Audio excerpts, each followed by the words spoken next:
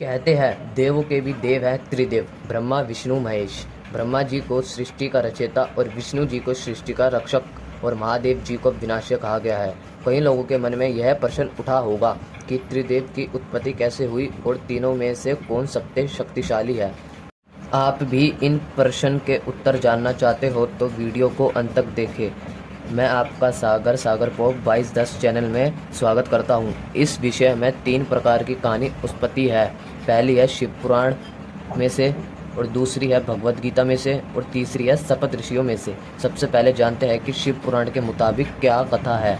एक बार जब ब्रह्मा जी और भगवान विष्णु जी के बीच में विवाद हुआ कि दोनों में से बड़ा कौन है। विवाद इतना बढ़ गया था कि दोनों में युद्ध की नौबत आ गई। तभी उन दोनों के बीच अग्नि स्तंभ प्रकट हो गया। तभी ब्रह्मा जी और विष्णु जी ने यह तय किया कि जो भी इसके अंत तक पहुँच पाएगा वह श्रेष्ठ होगा। उसके बाद भगवान विष्णु स्तंभ के अंत तक पहुँचने के लिए नीचे की तरफ गए और ब्रह्मा जी ऊपर की तरफ गए। दोनों में से इसका अंत नहीं मिला। भगवान विष्णु ने अपनी हार मान ली और ब्रह्मा जी बताया कि मुझे अंत मिल गया, लेकिन वह असत्य था। ब्रह्मा जी के असत्य बोलते ही उस अग्नि स्तंभ से प्रकट भगवान शिव हुए और ब्रह्मा जी के 5 मुख में से जिसने असत्य बोला था उसे काट दिया और श्राप दिया कि संसार में उनकी कोई पूजा नहीं करेगा, और भगवान विष्णु को अपने समान पूजे जाने का वरदान दिया था।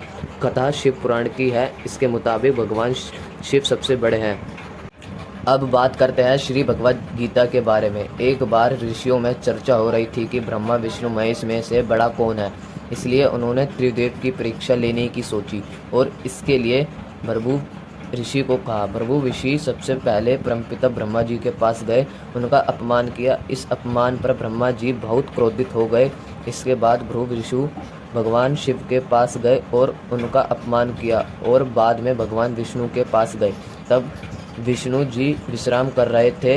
भृगु ऋषियों ने उनकी छाती पर लात मार। उनके इस व्यवहार से विष्णु जी को बिल्कुल भी क्रोध नहीं आया और उन्होंने भृगु ऋषि के पांव पकड़ लिए और उनसे पूछा कि कहीं उनके पैर में चोट तो नहीं लगी, क्योंकि मेरी छाती का भाव बहुत कठोर है जिससे आपके पैर में चोट लग सकती थी।